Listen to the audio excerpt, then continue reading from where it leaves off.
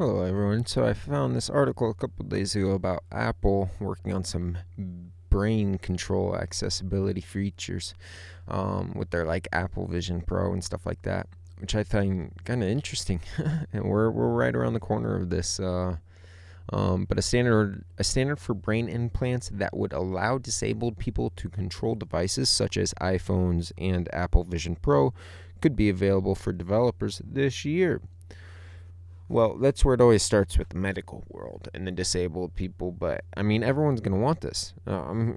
Eventually, everyone's gonna want this. I'm tired of carrying a phone around. I don't know about you all, but I'm tired of carrying something around. Like, give me. I don't want something implanted. I'd rather have something on the outside that I can disconnect. But because I think letting things get implanted in you is not a good idea. But that's just old school me. So, but however, Apple is making progress on a standard for brain implant device that could help people with disabilities control devices such as iPhones with their thoughts, as reported in the Wall Street Journal.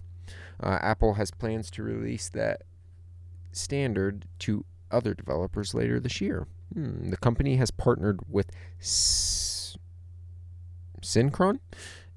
which has been working with other companies including Amazon. Now they play ads in your head on ways to make devices more accessible. Synchron makes an implant called Stendroid that is implanted in the vein of the brain's motor cortex. That's scary, man. Once implanted, that Stentroid,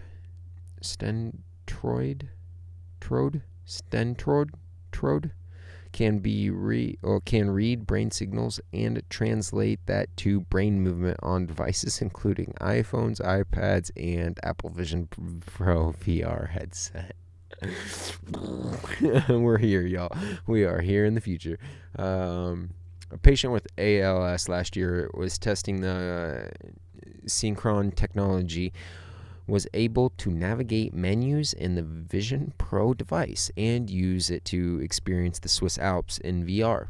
That's beautiful. I mean, think about the people that paralyzed from the neck down. Like, this is extraordinary for them. This is gonna help them do what they want to in life, and there's gonna be less limitations on the people's experience.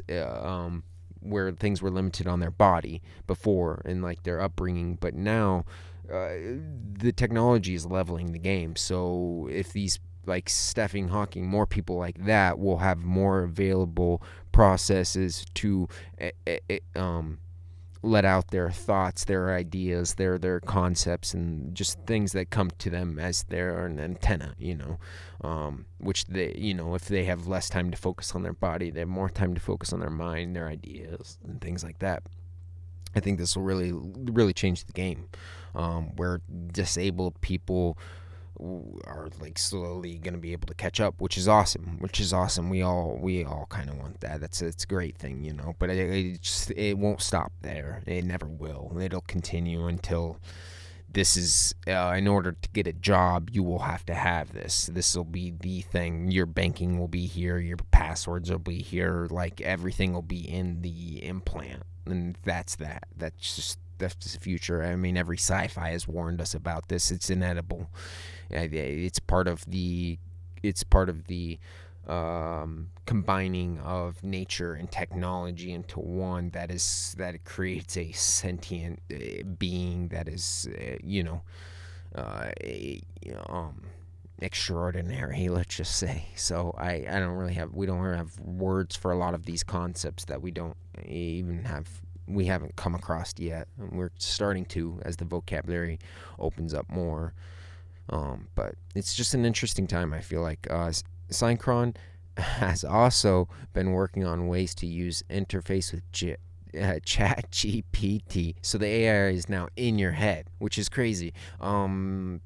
This is like the Matrix, where like anything can be downloaded right into your head. You want to learn how to fight? Well, just download the fight and the fighting concepts, the fighting moves, and all that. It'll be just a quicker process than reading a book or spending hundreds of years studying a subject when you can have this AI teach you everything you kind of need to know within seconds. It could be used for very good things, but also we can see the very bad things already popping in your head, and ideas that this nefariously can be used, also hacked, which I don't think people have even really kind of thought about yet. I mean, that's the scariest thing, especially with the quantum computing, allowing hackers to hack more and better.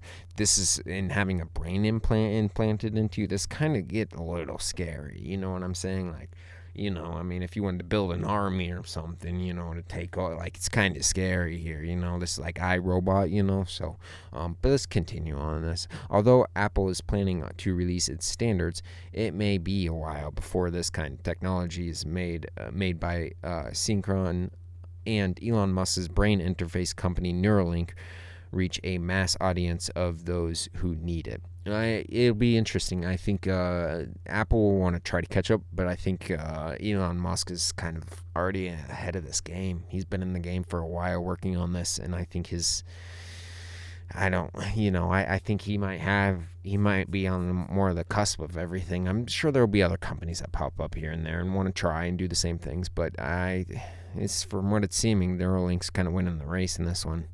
It's important to keep it in mind that while amazing medical interventions are becoming possible, the timeline for full mainstream adoption of people with severe mobility disabilities is still long, and we should maintain a focus on ensuring that we are making products accessible now. Well, it's just like VR. The first headset VR came out, it's not that good. You get motion sickness, blah blah blah. It's too heavy. There's too many cameras that needed to be, and it was just too much. Same with the first iPhone. I had it. It was not very good. It was great during the time. It was amazing. But if you compare that to like some of the phones now, the processing power, but it always needs a first generation, and then slowly it'll build off of that, and then it just catapults itself to another dimension. And I think with the focusing on AI, quantum physics, and the technology and the people's concept and consciousness is speeding up, their understanding of these concepts, I think is just going to inevitably make this come quicker than what people can actually realize. I don't think people understand how fast this is going to come from 0 to 100. Like, we're seeing this in just what I remember just a couple of years ago seeing cell towers around. Now we got satellites powering our phones. We got satellites powering our internet. Like, times are just changing so fast, Let's see. Farewell said that Apple has helped lead a shift in the tech industry to make products available to a wider audience of those with disabilities. I mean, sure, if they want to say that they were the one that helped lead the shit, I don't believe that. I think it's always been a thing that technology helps disability people. I mean, we can go back all into history and time. I don't think Apple's the one that helped lead the shift. It's a little bit of a stretch. I think there's many companies that come way before Apple that helped lead a shift into the tech industry. I mean, I understand they were one of the beginners, but I mean, I don't know. There's a lot of other people and individuals that started it before it was even tech stuff, so. But anyways, Apple recognizing the social and business benefit, of course, that's the big one, the business benefit, and then the social so they can surveillance, and then the business so they can feed you ads and stuff, you know how it all goes, and then they can also change the prices of the food and stuff that you're buying due to like your credit score and like how good you are in society. If you're poor, then they'll raise the prices up at the grocery store on your phone. Like you won't know, but they they do, they get the money, but anyways, I'm going off. Building inclusive products, and we are seeking an uptick in other industries focusing on inclusivity, like gaming. Yeah, true. You're not wrong there. There's more accessible for people to play games, and I think it's just gonna inevitably become time till we go Matrix in and plug ourselves fucking in. It's just a matter of time. We'll start with external plug-in things, but then we'll want the internal plug in things because it'll just make things better, and the businesses will force it in society and stuff like that. They can surveillance you a little bit better, especially when they know what you're thinking. It's easy then, and then they can read your thoughts, and then they know, they can do all kinds of good, and then AI can compile that into compiles and boxes, and then throw you in a box, and then if you're bad, then they get you. If you're not, and you know what I mean. You think one bad thought, they got you. I don't know. I'm just thinking stupid conspiracy theory thoughts. Anyways, let's see. Game companies are now competing for accessibility awards. No, they're not. They're competing for money, driving innovation forward in an industry that has traditionally, arguably, it's exempt from legal requirements around accessibility. Yet demands for inclusion remain. Yeah, somewhat, but I mean, yeah, I'll just keep going. Companies are innovating in this area. I mean, sure, yeah, we've seen some cool innovations on some video games in the recent 5 years. I would say definitely, especially that dude playing. What is he playing? Civ with his Neuralink or something like that. That's awesome.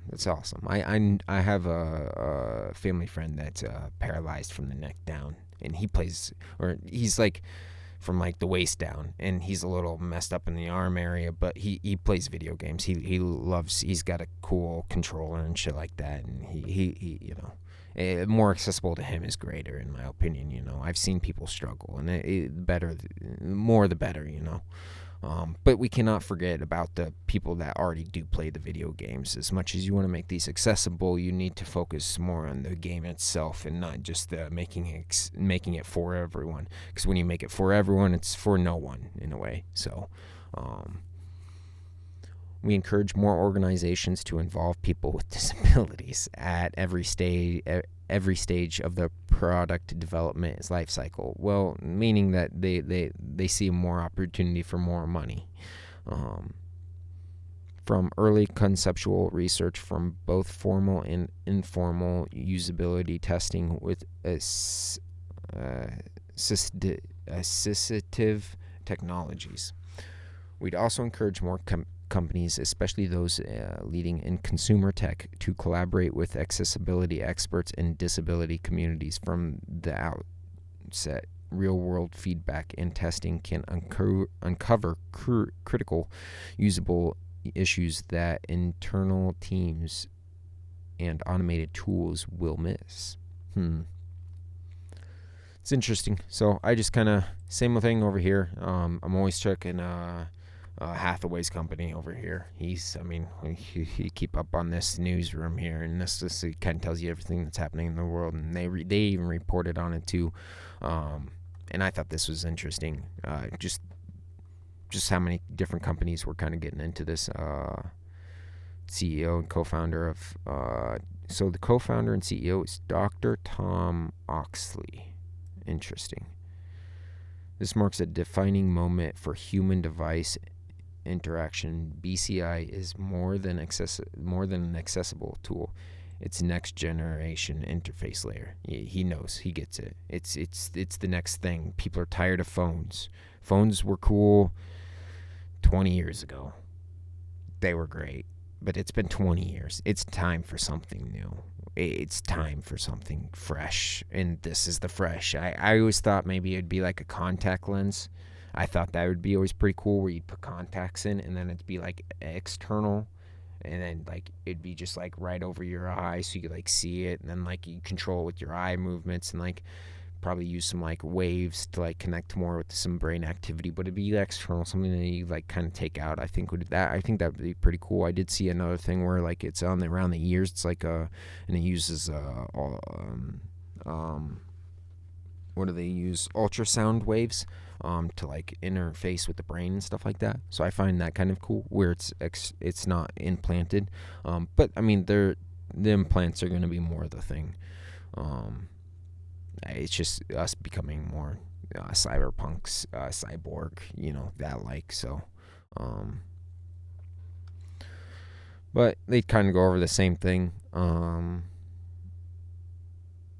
we when we ask our clinical trial patients what do they want to do, it is always about communication and creativity. Yeah, that's all what humans want. It's just to create and communicate. It's what we're really meant to do, you know. And most people, that means using their Apple device to recognize that need and respond to it. True. Um, Demonstrates how much they value accessibility for their users. It has been an honor to meet with the teams and provide feedback to help BCI HID a reality. But yeah, no, it's bound to happen. So I'm gonna post these articles now, in the info section and stuff like that. So if you guys want to read them, you're more than welcome to. But I just want more people to know about this because it's just, it's becoming. Look at that. It's hooked up to the head, transceived to the heart, bro. This is weird, man. It's just we're like, if you wanted to travel, I always kind of thought this. If you wanted to travel in time to where it started, where it began to become conscious and understanding and the propulsion of it all, this is the time you'd want to come to.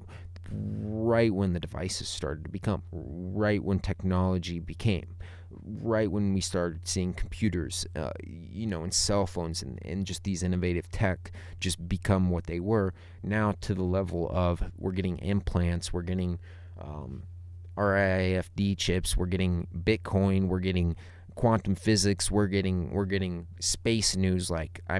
We're this is the level change, and I don't think people are aware of it. I think everyone walks around and they just, I feel like I'm the only one that's speaking in the wind here. Like, yo, guys, you're living in the time. If you wanted to travel back in time, say thousands of years in the future, to where it all began, you would end up here, right here in this moment. And I think that's just beautiful. And I just want to, thank the universe and God for it all. It's truly an amazing experience that we are getting to live, and I'm just glad that my heart pumps for another day so that I can exist and experience this experience. I just want to thank everyone and God. So appreciate everything.